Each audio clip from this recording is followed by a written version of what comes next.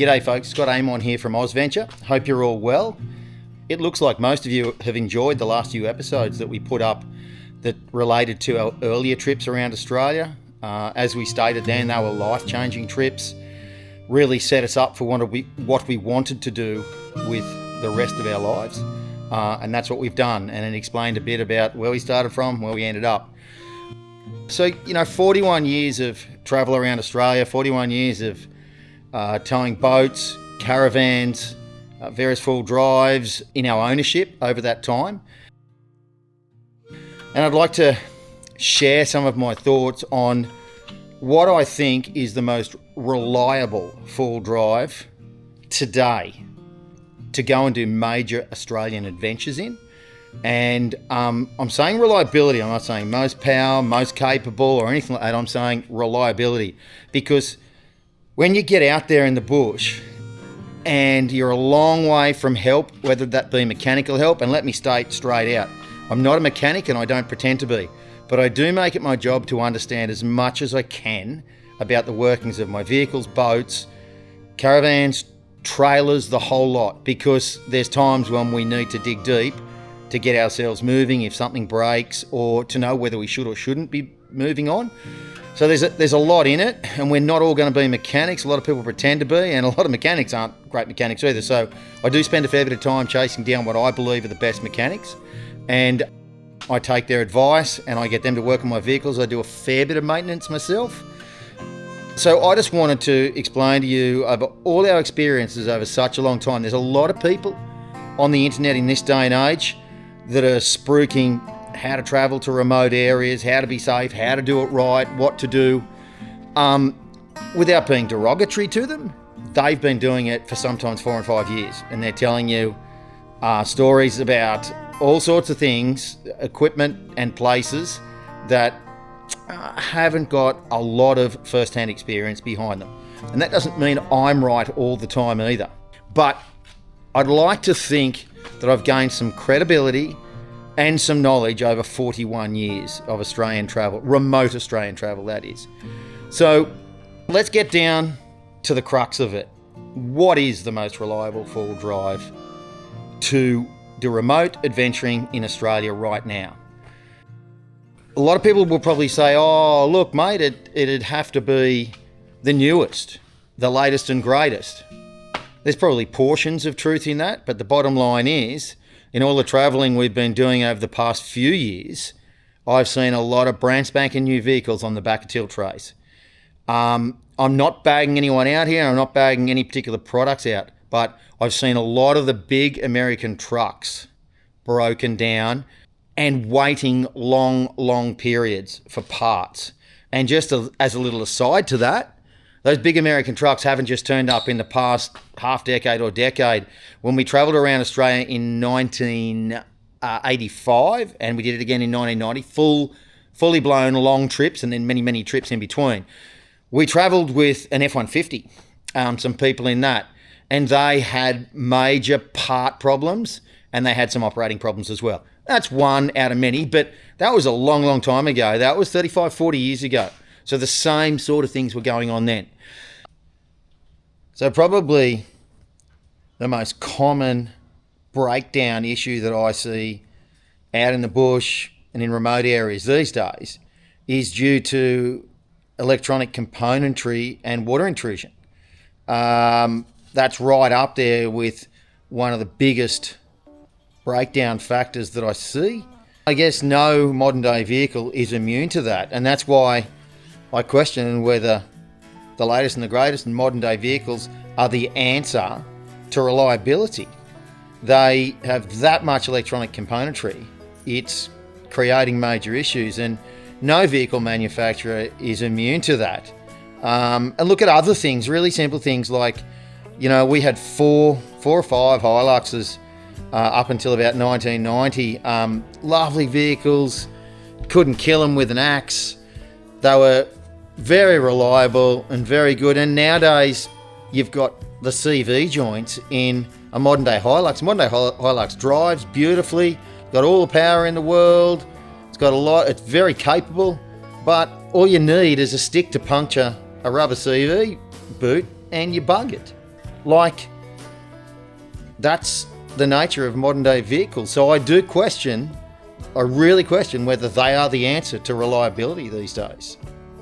There's a couple of other things that I'd really like to touch on while we're talking about reliability of vehicles and modifications and things like that. Let's get it straight. The best and most capable four-wheel drive in the world is not the most powerful. It's a whole combination of things: wheelbase, clearances, power to weight ratio, traction control, all sorts of things. It's not simply power. So many people just they think, give it the herbs, it'll get you out of everything. The herbs will get you into as much trouble as it'll get you out of. So, and pretty deep trouble sometimes. So it's not all about that. It's about the quality of the driver too. There's the quality of driving is so important, and you only get that through experiencing it through all sorts of situations. And when it comes to power, everybody seems to think you need big, powerful vehicles to tow caravans, big boats, and all that sort of stuff. Yes, power helps, but they overlook the most important thing. Pulling your entire rig up, both in good conditions and inclement conditions, is far more important than having all the power in the world, because that is a life or death situation. And young blokes will laugh, well, they probably haven't been locked up with massive boats pushing you down roads or on wet tracks or something like that. It's the most horrible feeling of being inadequate to pull your entire rig up. And I can honestly promise you that more importantly than power is setting your rig up, your vehicle, so from a suspension perspective, a weight carrying perspective, that might mean upgrading GVM or something like that, and a braking perspective, all those requirements are far more important than how fast you can pull that rig, because everything comes crushing down if your vehicle doesn't have control of whatever you're towing or whatever you're carrying, for that matter, due to inadequate suspension, shocks, springs. It might require rear sway bars if you're carrying heavy loads. You might need brake upgrades. You might need high quality airbags to keep that vehicle's body roll down to a minimum when you're carrying a lot of weight. All of that stuff is far more important than how fast you can rip that boat or caravan or off-road trailer up a hill or along the highway. And I challenge what anyone says contrary to the fact that reliability is far more important than looks, power, sound, or anything like that. Reliability is everything when you are traveling. When you get let down through lack of reliability or breakdown, that can be a trip ruiner. That can cost a lot of money. And if you treasure your holidays, it can blow all your holidays in one go. Is the most reliable four-wheel drive the one that you do the most upgrades on in regard to performance and everything else? I don't believe so. I don't believe performance modifications can often lead to more breakdowns because we're pushing everything to the limit. I'm a great believer, if you find a quality vehicle manufacturer that you trust, whether it be Mazda, Ford, Toyota, whoever it might be, if you find the ones you trust, I would stick as much as you could. Suspension's a little bit different, but with engine, power mods and all that sort of stuff, I wouldn't be going and chipping everything up. I know plenty of people get away with it. I honestly believe, and it's been proven to me time and time again over many years, is not going outside the parameters of the manufacturer's specifications too much in regard to engine performance and things like that. I'm not saying you're going to have problems related to it, but the bottom line is you're pushing everything. If you chip a vehicle and push it harder than the manufacturers recommend, you are outside their parameters. And I honestly believe, I always look at longevity of my vehicles. I want them to last forever if I can get them to. I'm not interested. If you're interested in just upgrading all the time, well, good luck to you. That's fine. It's not what I do. I'm loyal to my vehicles, and I push them hard. You'll see a little bit later on in this video, our 28-year-old 100 Series Land Cruiser was on the beach within a week of us purchasing it. And it's 28 years old and there's virtually no rust in it. So it's all about how we maintain our vehicles and the mods we do to them. So we'll get back to that. That's probably getting ahead of ourselves a little bit. No, it's not all the latest and greatest mods. Some of them might help you get out of strife. A lot of them might put you in more strife. So the vehicle with more mods or more upgrades is not, it might be the more capable vehicle in some situations, but it's not going to be the ultimate vehicle for reliability. So yeah, so it's certainly not the latest and greatest in vehicles.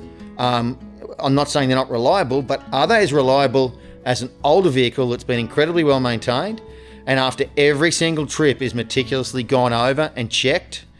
And is that newer vehicle with all the bells and whistles as reliable as the vehicle you know well? And you know its little idiosyncrasies and the tiny things that play up, you know how to get around them. So no, it's not the latest vehicle. There's more to it than that.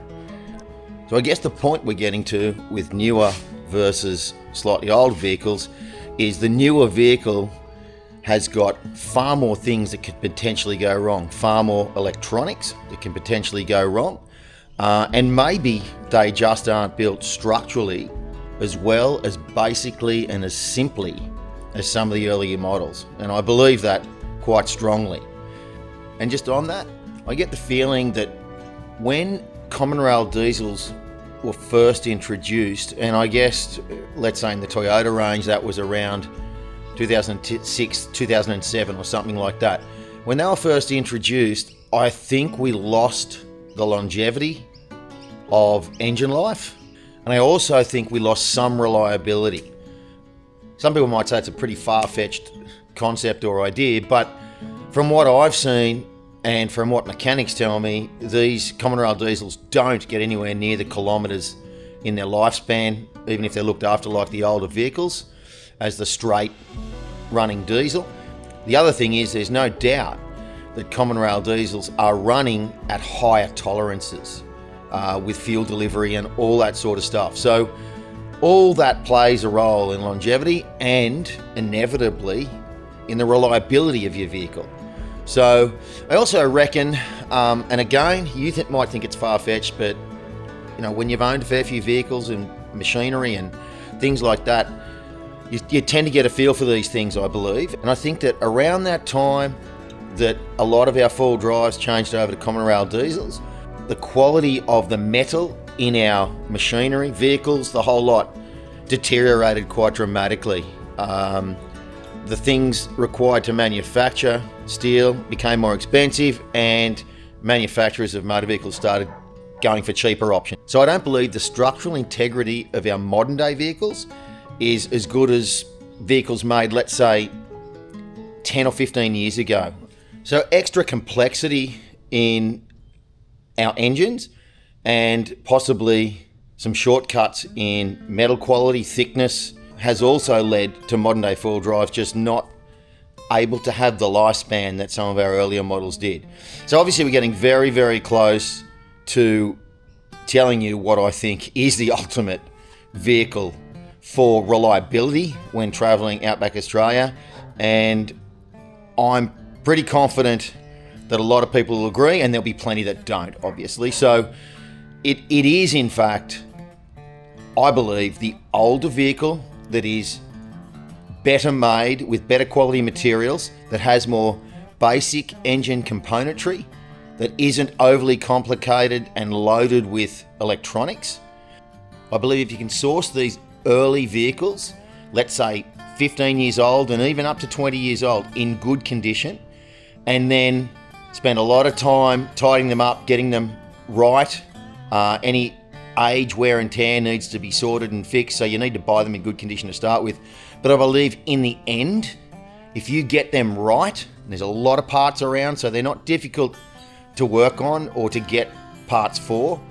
I believe if you get that right, you have the ultimate in reliability when you hit the road. You've also got a few added benefits, like let's say it's a 79 series cruiser or something like that, or a 75 series cruiser. They are lying around in paddocks all over Australia, and you can get all sorts of parts if you break down, even in remote areas, and more specifically in remote areas, because that's where these vehicles sometimes lived and died. So yeah, that may be a contentious concept, that these earlier vehicles are actually a more reliable vehicle than today's vehicles, but I strongly believe that's the truth. So on that note, what do we run? A 79 series cruiser, which is 20 years old now. In the next video, I'm going to show you what we've done to that vehicle and what it's done for us over many years. It's had a tough life, but it stood up to it very, very well. The first 180,000 kilometres of this vehicle's life was on a cattle station up in the New England area of New South Wales. It'd been bounced over rocks and all sorts of things, but there was no rust in it. It was basically in pretty good condition other than a few knockarounds underneath. And we've built our Tourer from that basic model farm vehicle that's done its time on the farm, and now it's done its time off-road. It's done 5 or 6 trips to Cape York and back, towing boats, towing caravans, all sorts of things, and she's still going strong. So the next video is going to be an explanation of what we've done to make this vehicle safe and keep it reliable. So stay tuned for that one, and I look forward to giving you all that information on what we've done to this vehicle. It's a very comfortable touring rig now. Hooroo.